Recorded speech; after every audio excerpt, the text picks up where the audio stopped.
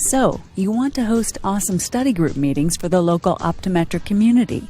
There are 3 components to running a successful idoc study group meeting you need to know. Number 1. Detailed planning. Number 2. Conducting the meeting, including discussing idoc membership with prospects. And number 3. Meeting follow-up. Let's start with planning. You'll need to secure 3 things with your IMD coordinator. The first is date and time of your meeting. You'll want to do this 6 to 8 weeks in advance. Next, you'll need a vendor sponsor. Your coordinator will help with available options. Finally, you'll need a location that's approved by the sponsor. The meeting should take place in a private room. You have your date, location, and sponsor set up. Now what? idoc will promote your meeting to local members and non-members. We will either call or send a friendly reminder to the attendee the day before and the day of the meeting, mentioning that the meeting is meant to be a collaborative discussion and they should be prepared to share their thoughts on the topic with the group. Leading up to the meeting, you should also identify a few members that are willing to share the value of their idoc membership during the meeting. This will help you demonstrate to prospects that idoc membership is beneficial. Contact your members to ask if they would be willing to share their idoc story during the meeting. Now, let's make sure we're prepared by having the following: idoc folders, sign-in sheets, and pens. Should you need any of these items, speak with your IMD coordinator a few weeks in advance. Now, let's prepare to facilitate the discussion. We will need to identify relevant points we'd like to make, develop some conversation starters about the topic, bring a personal anecdote from our practice that demonstrates our personal experience. Need support with the topic? Don't worry, the IMD Program Manager can help brainstorm ways to encourage discussion on a topic as well as help with any aspect of the IMD program. Now we're ready, just in time for the meeting too. The meeting will have 5 distinct sections: the welcome reception and initial comments, the vendor presentation, the study group discussion, closing the meeting, presenting idoc to prospects. The welcome reception is an opportunity to meet and/or reconnect with members and non-members alike. This portion should be pretty free-flowing as attendees engage in conversation. It's important all attendees sign in on the sheet near the entrance of the room. If possible, having a staff member accompany you to help can ensure everyone signs in and gives you freedom to interact with attendees. It's important to start the meeting on time, so be sure to wrap up the reception 10 minutes before the designated meeting start time. When we start late, we inadvertently penalize the punctual and reward the tardy. Now that everyone is seated, let's start with introductions. First, you should introduce yourself, where you practice, and how long you've been in practice. Then, each attendee should do the same and say whether or not they're an idoc member, and if so, for how long. You should also prompt attendees to mention what they'd like to get out of the meeting or a topic-related issue that they would like to discuss. Then, it's time to introduce our vendor sponsor.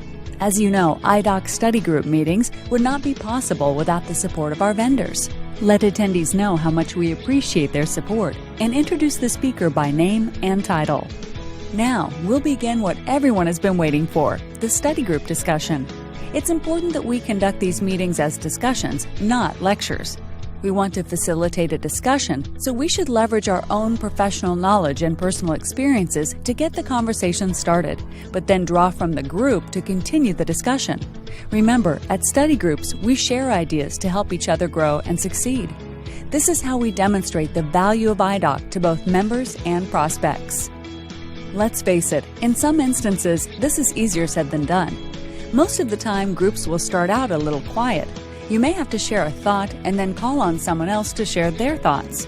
Some tips for success in this area are, on average, it takes a person 20 seconds to process a question, so you may need to wait a bit before answering it yourself or prompting someone to answer. Ask open-ended questions. They require attendees to share their perspective. Ask follow-up questions. Often, one person's answer invites further discussion on the same topic from others in the group. Keep the conversation positive. If there are individual concerns that may increase negativity among the group, offer to take those issues offline and keep to the topic. Occasionally, there may be an attendee who prohibits the productivity of the meeting. The over-talker may not let anyone else get a word in. Try to direct the conversation to another attendee to get their perspective, and then ask others from the group to comment. A non-talker. They need to be prompted to share. Call on them and affirm the value of their answer. This will help them feel confident in their contribution to the group. The tangent starter. He takes the group off track. Determine with the group if they want to go down the path. It may be useful to some, but make sure you've covered the initial topic by meeting's end. Hopefully, all attendees will find value in the meeting.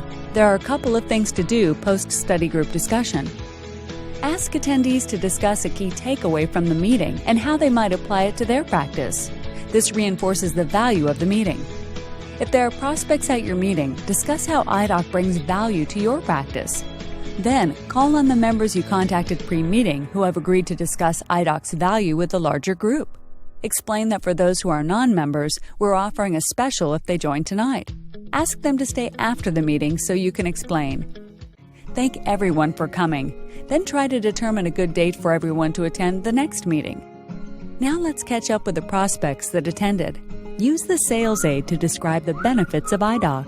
We have 2 membership options. Choose based on your practice needs.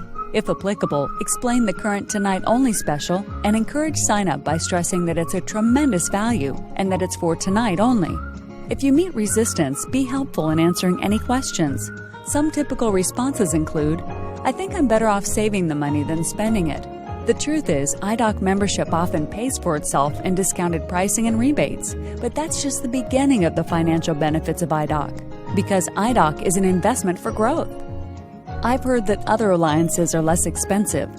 Thank you for sharing your feedback. While idoc has some of the best vendor pricing in the industry, we know that you can't save your way to more profits. idoc can help you grow your top line. I hope you found tonight's discussion useful. Our events typically prompt ideas that can help you be more profitable. In addition to that, we have programs and membership options that are geared to increase revenue. Thank prospects for coming and offer to be a resource or sounding board when they need it. This is another way you can demonstrate the value of joining the idoc community. Finally, there will be some things to do post-meeting. Please use the sign-in sheet to make notes about any prospective members and then email or fax the form to idoc at 203-838-4362 or email it to your IMD coordinator. Send follow-up thank you notes to all attendees and highlight 1 or 2 key takeaways from the meeting. Also, be sure to remind them to be on the lookout for the next invitation. And you have just completed a successful idoc study group. Thank you for being part of the idoc community and helping us to ensure the future of independent optometry. If you have any questions or comments for us, please contact the IMD Program Manager or IMD Coordinator.